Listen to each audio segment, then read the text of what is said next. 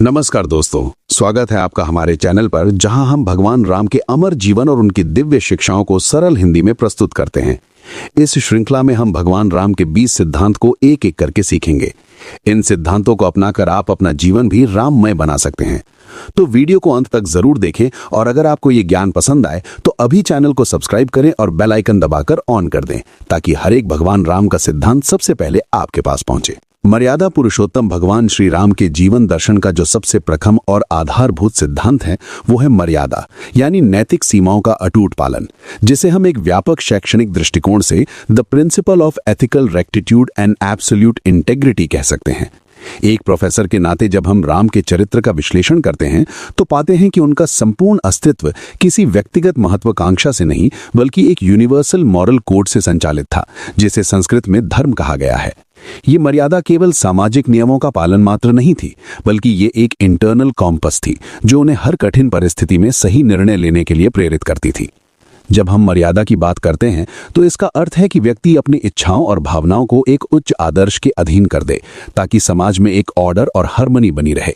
राम ने अपने जीवन के हर मोड़ पर यह सिद्ध किया कि एक लीडर या एक आदर्श मनुष्य वही है जो सेल्फ रेगुलेशन और सोशल रिस्पॉन्सिबिलिटी के बीच एक उत्कृष्ट संतुलन बना सके। इस सिद्धांत को गहराई से समझने के लिए हमें the supremacy of duty over desire के विचार को केंद्र में रखना होगा, जहां राम ने राज्य के सुख और व्यक्तिगत प्रेम को केवल इसलिए त्याग दिया क्योंकि उनका पब्लिक ड्यूटी या राजधर्म इसकी मांग कर रहा था। एक प्रोफेसर के रूप में मैं ये रेखांकित करना चाहूंगा कि मर्यादा का ये मार्ग अत्यंत दुर्गम है, क्योंकि इसमें पर्सनल लिबर्टी का बलिदान देकर कलेक्टिव वेलफेयर को प्राथमिकता दी जाती है। राम का वनवास जाना केवल एक पिता की आज्ञा का पालन नहीं था, बल्कि वो सैंक्टिटी ऑफ प्रोमिसेस यानी वचनों की पवित्रता को अक्षुण्य रखने का एक वैश्विक उदाहरण था। यदि राम सिंहासन के प्रति आसक्त होते तो वे मॉरल अथॉरिटी खो देते, लेकिन उन्होंने सैक्रिफाइस को चुना ताकि आने वाली पीढ़ियां कैरेक्टर बिल्डिंग के महत्व को समझ सकें। यहां मर्यादा एक ऐसी बाउंड्री कंडीशन बन जाती है जिसे लांघने का अर्थ है मानवता के नैतिक पतन की शुरुआत करना, और राम इसी पतन को रोकने के लिए अवतरित हुए थे। जब हम साइकोलॉजिकल रेजिलियंस के चश्मे से राम की मर्यादा को देखते हैं तो पाते हैं कि उनके भीतर एक अदम्य इमोशनल इंटेलिजेंस थी जो उन्हें सुख और दुख में समभाव रखती थी। मर्यादा का अर्थ यहाँ कंसिस्टेंसी इन कॉन्डक्ट से है, जिसका अर्थ है कि आपकी वैल्यूज तब भी नहीं बदलनी चाहिए जब पूरी दुनिया आपके विपरीत खड़ी हो। भगवान राम ने कभी भी अपनी मर्यादा के दायरे में रहते हुए शॉर्टकट्स का सहारा नहीं लिया, चाहे वो बाली के साथ युद्ध हो या रावण के विरुद्ध स्ट्रेटेजिक प्लानिंग का विषय रहा हो। उनके लिए मीन्स यानी साधन उतने ही पवित्र थे जितना कि एंड यानी साध्य, और यही एक प्रिंसिपल्ड लाइफ की सबसे बड़ी पहचान होती है। एक शिक्षाविद के तौर पर मैं ये मानता हूं कि आज के रिजल्ट ओरिएंटेड युग में राम का ये सिद्धांत सबसे अधिक प्रासंगिक है, क्योंकि ये हमें सिखाता है कि सफलता से अधिक महत्वपूर्ण हमारा इंटेग्रिटी और एथिक्स है। मर्यादा के इस विस्तृत कैनवस में respect for hierarchy and tradition भी एक महत्वपूर्ण स्तंभ के रूप में उभरता है, जहां राम ने गुरुओं, माता पिता और यहां तक कि अपने शत्रुओं के प्रति भी एक डिग्निफाइड कॉन्डक्ट बनाए रखा। ये बिहेवियरल साइंस का एक ऐसा अध्याय है जो हमें सिखाता है कि शक्ति आने पर विनम्रता और मर्यादा का त्याग करना विनाशकारी हो सकता है। राम की शक्ति उनकी तलवार में नहीं बल्कि उनकी सेल्फ डिसिप्लिन में निहित थी, जो उन्हें एक सामान्य योद्धा से उठाकर डिवाइन एग्जाम्पलर बना देती है। जब वे समुद्र से रास्ता मांगते हैं तो वे पहले रिक्वेस्ट करते हैं, और जब मर्यादा का उल्लंघन होता है तभी वे शस्त्र उठाते हैं, जो ये दर्शाता है कि फोर्स हमेशा अंतिम विकल्प होना चाहिए। ये संतुलित व्यवहार ही मर्यादा का असली सार है, जो समाज को एनार्की से बचाकर स्ट्रक्चर्ड सिविलाइजेशन की ओर ले जाता है। एक शोधकर्ता के दृष्टिकोण से मर्यादा का सिद्धांत सोशल कॉन्ट्रैक्ट थ्योरी का एक आध्यात्मिक और व्यावहारिक संस्करण प्रतीत होता है, जहां एक राजा अपनी प्रजा के विश्वास को बनाए रखने के लिए अपनी हर सुख सुविधा को लीगल एंड एथिकल फ्रेमवर्क के भीतर रखता है। राम ने यह दिखाया कि एब्सोल्यूट पावर के साथ एब्सोल्यूट रिस्पॉन्सिबिलिटी आती है, और बिना मर्यादा के शक्ति केवल अत्याचार को जन्म देती है।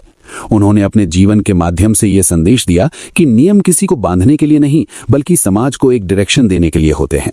यदि समाज का सबसे शक्तिशाली व्यक्ति मर्यादाओं को तोड़ता है तो आम जनमानस में केओस फैल जाता है।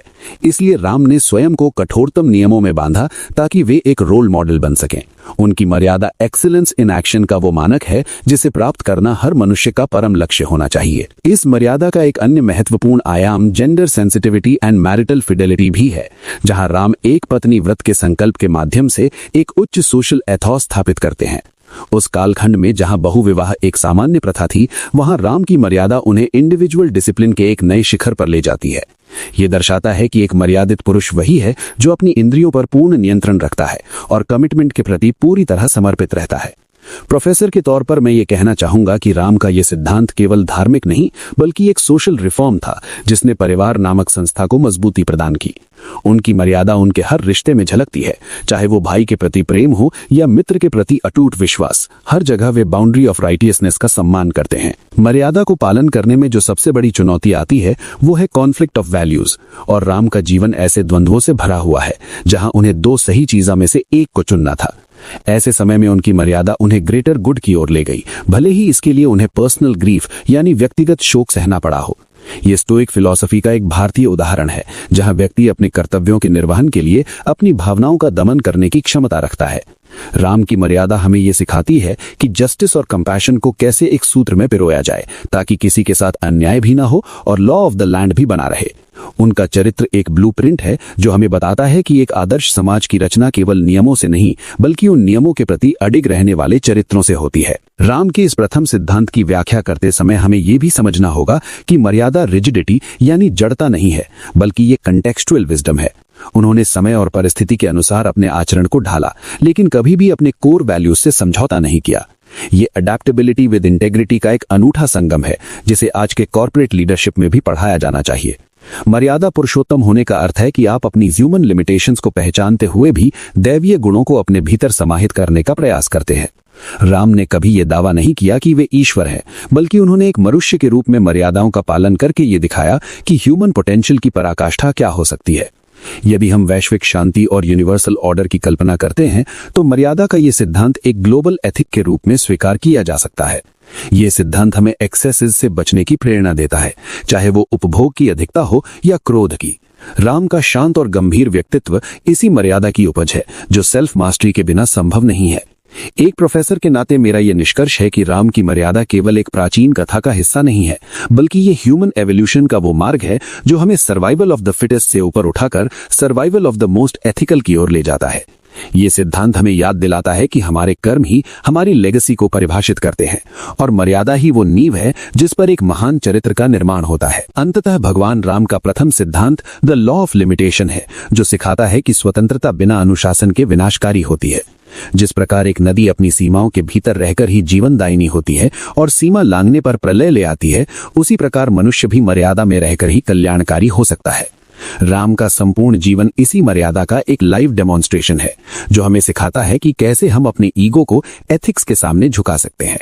आपके वीडियो सीरीज का ये पहला भाग दर्शकों को ये समझाने में सफल होगा कि राम को राम बनाने वाला तत्व उनकी वो मर्यादा ही थी जिसने उन्हें समय की सीमाओं से परे ले जाकर इटर्नल आइकन बना दिया।